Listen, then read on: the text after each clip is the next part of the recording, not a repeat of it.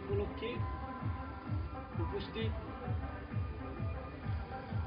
শিক্ষক শিক্ষিকা মণ্ডলী, অশিক্ষক ও শিক্ষিকা মণ্ডলী এবং আমার স্নেহের ছাত্রছাত্রীবৃন্দ, প্রত্যেককে যথাযথ স্থানে শ্রদ্ধা, শুভেচ্ছা এবং ভালোবাসা জানিয়ে আজকের দিন সম্পর্কে আমি কয়েকটি কথা বলছি। আজকের এই দিনে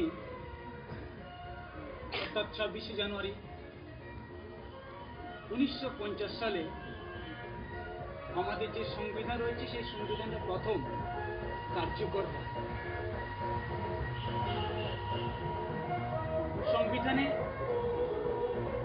ভারতকে একটি সার্বভৌম, সমাজতান্ত্রিক, ধর্মনিরপেক্ষ, গণতান্ত্রিক প্রজাতন্ত্র হিসেবে ভারতকে চিহ্নিত করা হয়।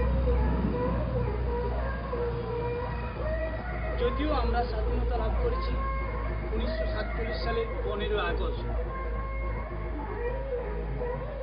মাঝের এই সময়টাতে আমরা কিন্তু ব্রিটিশকে তাড়িয়েলেও ব্রিটিশ মুক্ত হতে পারিনি, কারণ ব্রিটিশের যে শাসন কাঠামো সেই শাসন কাঠামোকে আমরা অক্ষুণ্ণ রেখে শাসিত হয়েছি। আমাদের দেশে নেতৃবৃন্দের অক্লান্ত প্রচেষ্টার ফল প্রায় 3 বছরের প্রয়াসে এই সংবিধান তৈরি হয়। Doctor B.R.. আম্বেদকর নেতৃত্বে যে ড্রাফটিং কমিটি তৈরি হয়, সেই কমিটিতে অত্যন্ত সফলতার সাথে এই সংবিধানটি আমাদের কাছে উপহার দেন। তাতে 22টি অধ্যায়, 395টি ধারা এবং 8টি শিডিউলে বিভক্ত এই সংবিধান। হঠাৎ প্রশ্ন আসে 26শে জানুয়ারি কেন?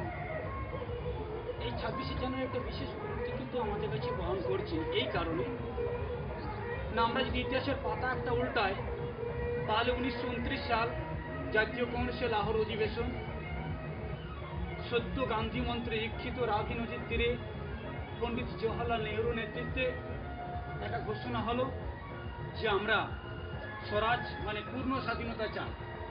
সেটা কিন্তু 1930 26 জানুয়ারির মধ্যে হয়তো পূর্ণ স্বরাজ আসেনি। তখন ঘোষণা হলো যে ব্রিটিশের অধীনে থেকে আমরা 26শে জানুয়ারি দিনটিকে স্বাধীনতা দিবস হিসেবে পালন করি। তাই যখন সংবিধান তৈরি হয় 1950 সালে, এই দিনটাকে প্রজাতন্ত্র দিবস অর্থাৎ সাধারণতন্ত্র দিবস হিসেবে আখ্যা দেওয়া হয়। এটাই এই দিনটার বিশেষ গুরুত্ব বহন করি। শুধু তাই নয়, সংবিধানে যখন বলা হয় সার্বভৌম, অর্থাৎ ভারত এমন একটা রাষ্ট্র যেখানে বৈদেশিক এবং অভ্যন্তরীণ ক্ষেত্রে সম্পূর্ণ স্বাধীন, কোনো রাষ্ট্রের হস্তক্ষেপ ভারত কিন্তু সহজে বরদাস্ত করবে না। ধর্মনিরপেক্ষ ভারত এমন একটা রাষ্ট্র যেখানে কোনো ব্যক্তির উপর জোর করে ধর্ম চাপিয়ে দেবে না, অর্থাৎ ধর্ম হলো ব্যক্তির ইচ্ছার উপর। ব্যক্তি কোন ধর্ম গ্রহণ করবে সেটা তার নিজস্ব ব্যাপার। বলা হলো সমাজতান্ত্রিক, মানে ভারত ধনী এবং দরিদ্রের যে বৈষম্য তা দূর করার চেষ্টা করবে। দরিদ্র মেহনতি মানুষের জন্য সরকার আত্মনিয়োগ করবে।